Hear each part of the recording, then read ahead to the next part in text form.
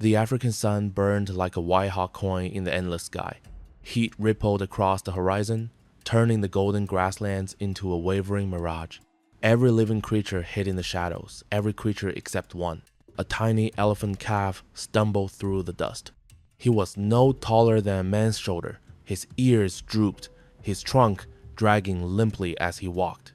His gray hide was streaked with mud and blood from scratches, and his little body trembled with exhaustion. He should not have been here, not alone. A calf this young was supposed to be surrounded by the massive shapes of a herd, his mother at his side, his aunts and cousins nearby, the matriarch's deep rumbles guiding them all.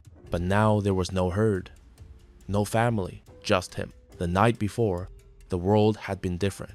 The herd had been resting near a watering hole, the stars brilliant overhead. The calf lay close to his mother, feeling the warmth of her body. He was safe. Then the lions came. The first roar shattered the night like thunder. In an instant, the matriarch trumpeted, the warning vibrating through the earth. The adults formed a circle. Calves pushed toward the center. Dust exploded as the elephants charged to scatter the predators. But the calf, panicked by the roaring and growling, had bolted in the wrong direction. He ran blindly into the dark, heart hammering, hearing only chaos behind him, crashing branches, screams of lions, trumpets of rage. When he finally stopped, the world was silent again. His herd was gone. He cried out a high, desperate trumpet once, twice, again, but no answer came. The calf spent the night alone under a thorn bush, his little body shaking.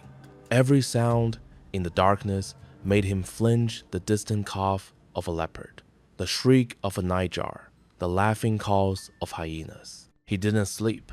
When dawn finally broke, he rose unsteadily and began walking. He didn't know where to go, but his heart told him to keep searching.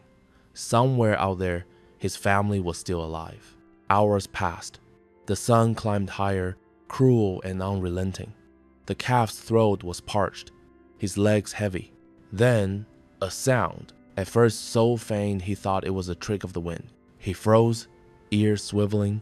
Not a lion's roar, not a hyena's laugh, not the deep call of another elephant. A whimper, faint, broken, carried on the breeze. His heart thudded. Curiosity and something else, something he didn't understand, pulled him toward it. Step by step, he followed the sound through tall, whispering grass until he came to a lonely acacia tree. And there, lying in the shade, was a tiger. She was magnificent even in her suffering orange coat dulled by dust, black stripes like ink against gold. But her sides heaved, her head barely lifted, and her leg, the calf saw the cruel wire snare cutting deep into her flesh. Her paw twisted unnaturally. Dried blood matted the fur. The tiger opened her eyes and looked at him. The calf froze. Every instinct told him to run. Tigers were killers, hunters of buffalo, antelope, even young elephants. But this one didn't lunge, didn't growl. She just watched him. Then, with what little strength she had left, she let out a sound, not a roar, but a low, broken cry. A plea. The calf stepped closer. The wire glinted in the sunday. The calf reached out with his trunk, sniffing it, then tried to wrap his trunk around the loop. The tiger flinched, teeth bared for an instant, but did not strike. The calf pulled. Nothing. He tried again, bracing his small feet, straining with all his strength. The wire dug deeper. The tiger hissed in pain. The calf stopped, stepping back, trumpeting softly as if to comfort her. Then he tried again, and again. Each pull scraped his trunk raw, but he refused to stop. Finally, with a sharp metallic snap, the snare broke. The tiger gasped and collapsed fully onto her side. She was free but barely alive. The calf stood over her, panting, his little body trembling.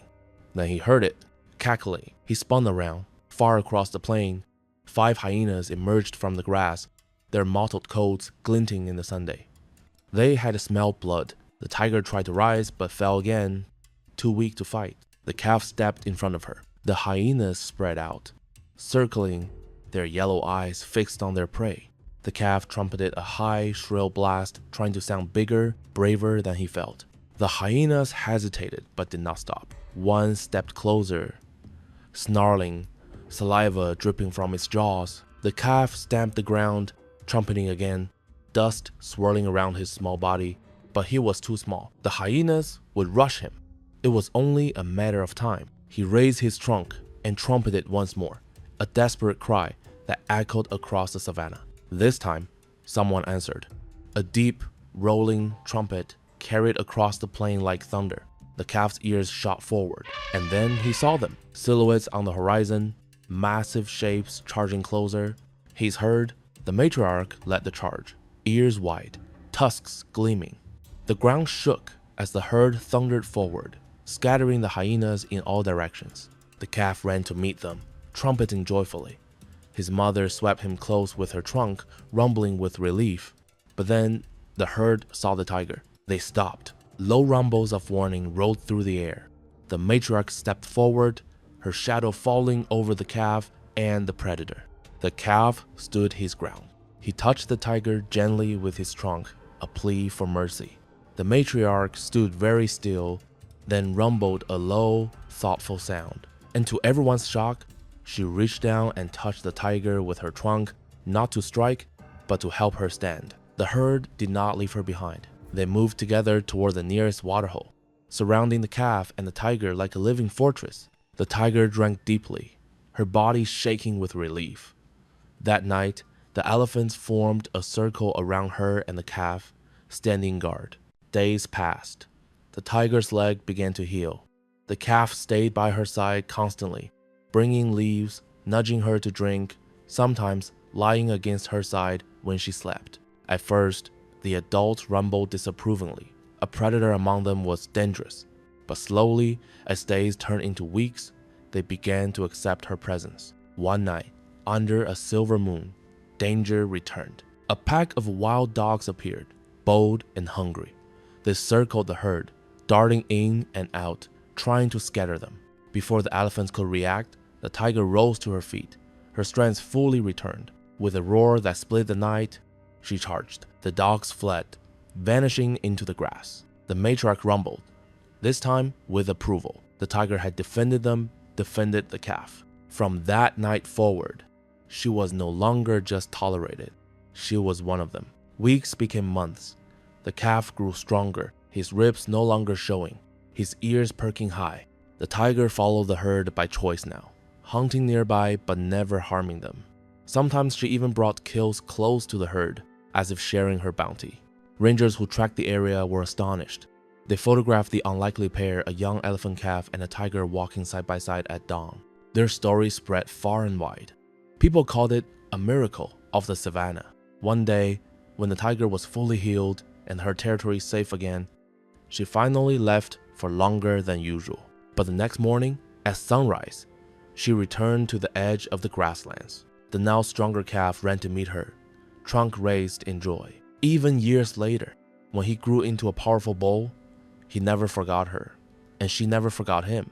They say that even now, under the African stars, an elephant and a tiger can sometimes be seen together at dawn, not as predator and prey, but as companions. And the calf, who was once lost and alone, became the elephant who reminded the world that even in the wild, compassion can be stronger than fear, and that sometimes the fiercest bonds are born from the unlikeliest of meetings.